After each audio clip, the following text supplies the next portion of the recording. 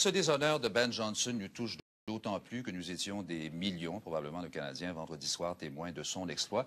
C'était aussi la première médaille d'or canadienne en athlétisme depuis 56 ans.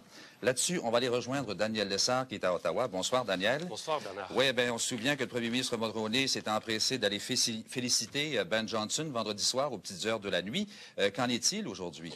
Eh bien, après l'euphorie de vendredi, c'est la consternation à Ottawa dans les milieux politiques, dans les milieux en général. Consternation, étonnement, comme en témoigne cette réaction du premier ministre Mulroney que nous avons obtenue il y a quelques minutes.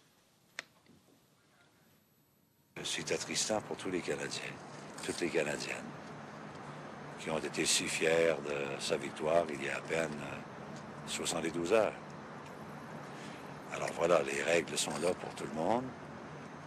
Il s'agit d'un problème des plus sérieux. Bon, je pense que, Daniel, vous avez des choses à nous dire à propos de commentaires qui ont été faits par l'agent d'affaires de Ben Johnson à Séoul. Oui, il a été rejoint en début de soirée. Il a dit 3 choses. Confirmer ce que vous avez dit tout à l'heure avec Raymond Saint-Pierre, que Ben Johnson sera de retour au Canada dans 2 ou 3 jours. Que la plupart de ces contrats de publicité venaient à expiration, à échéance dans quelques semaines. Il n'y a pas encore ce soir de sociétés, de commanditaires qui ont téléphoné à l'agent d'affaires pour annuler ces contrats. Il s'attend que ce sera fait dans les prochains jours. On parle aussi de contrats qu'on évaluait pour la prochaine année seulement, Bernard, entre 3 et 5 millions de dollars. Bon, maintenant, le siège de la Fédération canadienne de l'athlétisme est à Ottawa. Est-ce qu'il y a des nouvelles de ce côté-là? Non, la plupart des porte-paroles officiels sont à Séoul, Bernard, pour les Jeux. J'ai rejoint en début de soirée un vieux de la vieille de la Fédération qui m'a dit, sous le couvert de l'anonymat, que selon lui, Johnson avait réalisé, peu de temps avant les Jeux, qu'il ne pourrait jamais retrouver sa forme d'antan parce qu'il a été blessé, vous vous en souvenez, oui. Qui s'est rendu compte que la seule façon de battre Lewis, c'était peut-être de recourir à des moyens artificiels. Ce qu'il a fait, il s'est laissé tenter et il s'est fait prendre. Bon, tout à l'heure, je pense que le ministre d'État à la Jeunesse, Jean Charest, a rencontré la presse et il a fait d'autres commentaires.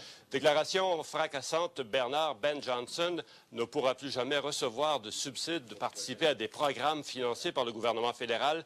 Il ne pourra plus jamais non plus participer à des épreuves internationales. Il ne pourra plus jamais représenter le Canada, à moins, bien entendu, qu'il décide d'aller en appel et qu'il fasse la preuve qu'il n'était pas coupable. On pourrait peut-être, si on a le temps, écouter M. Charest là-dessus. Très bien. Alors, la conséquence, mesdames et messieurs, de l'annonce qui a été faite il y a de ça environ une quarantaine de minutes, c'est que M.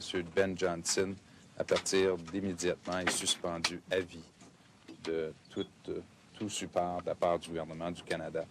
La conséquence, ça veut aussi dire, dans son cas à lui, la suspension à vie de participation, tant qu'à nous, à des équipes nationaux qui auront à représenter le Canada en dehors de nos frontières. Daniel, autre chose à ajouter, brièvement, en terminant? M. Charest a dit qu'il serait peut-être préférable de tester tous les athlètes avant qu'ils quittent pour participer à des Jeux olympiques, mais que ce n'est pas possible. Une bonne raison, la Charte des droits. On doit d'abord présumer que les athlètes sont innocents.